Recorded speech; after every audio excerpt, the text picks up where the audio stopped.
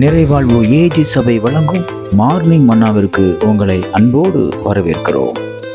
கர்த்தருடைய பரிசுத்த நாமம் மகிமைப்படுவதாக. இந்த நாளில் உங்களை சந்திப்பதிலே மிகுந்த சந்தோஷம். என கண்பான தேடு பிள்ளைகளே, சத்துருக்கள் உங்களுக்கு மேல ஏறி தலையில மிளகா அரைக்கிறது போல இன்னைக்கு நான் நிறைய பிரச்சனைகள் இருக்கிறேன், நான் எடுக்கிற எல்லாம் தோல்வியாக மாறுது, என் சத்துருக்கள் என்னை ஜெயித்து ஜெயம் எடுக்காங்க அப்படின்னு சொல்லி நீங்க மிகுந்த ஒரு துக்கத்தோடு கூட, நீங்க மிகுந்த வேதனையோடு கூட இருக்கலாம். இன்றைக்கு கர்த்தர் உங்களோட பேசுகிறார். என்ன வார்த்தை தெரியுமா?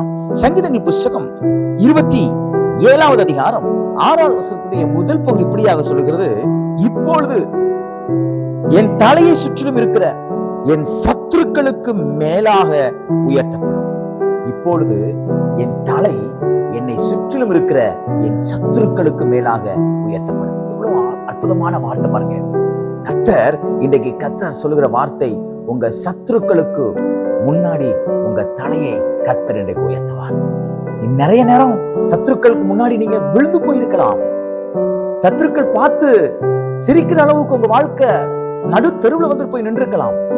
பயப்படாதீங்க, கவலைப்படாதீங்க. இன்றைக்கு கர்த்தர் உங்களுக்கு ஒரு அற்புதத்தை செய்கிறார். என்ன அற்புதம் தெரியுமா? எந்த சத்துருக்களுக்கு முன்னாடி நீங்க நின்று கொண்டு அவமானப்பட்டீங்களோ, தலை குனிந்து அழுது கொண்டு நின்றீங்களோ, எந்த சத்துரு உங்களை பார்த்து நக்கலா சிரித்தானோ, உங்களை ரொம்ப வேடிக்கையாக பார்த்தானோ, அதே சத்துருக்களுக்கு முன்பாக உங்கள் தலையை கர்த்தர் உயர்த்துவார். விசுவாசிக்கிறீங்களா?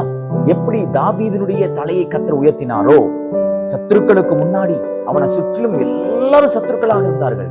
ஆனால் கர்த்தர் அந்த சத்துருக்களுக்கு முன்னாடி தாவீதை கர்த்தர் ராஜாவாக மாற்றினார்.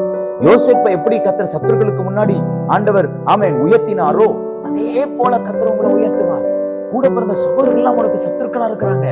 தாவீதுக்கு வெளியே உள்ளவங்க சத்துருக்கள், யோசேப்புக்கு கூட வீட்டுல இருக்கிறவங்க சத்துருக்கள். இது போல உங்களுக்கு சத்துருக்கள் இருக்கலாம். வெளியவும் சத்துருக்கள் இருக்கலாம், உங்க வீட்டுக்குள்ளேயே சத்துருக்கள் இருக்கலாம், உங்க உறவுக்குள்ளேயே சத்துருக்கள் இருக்கலாம்.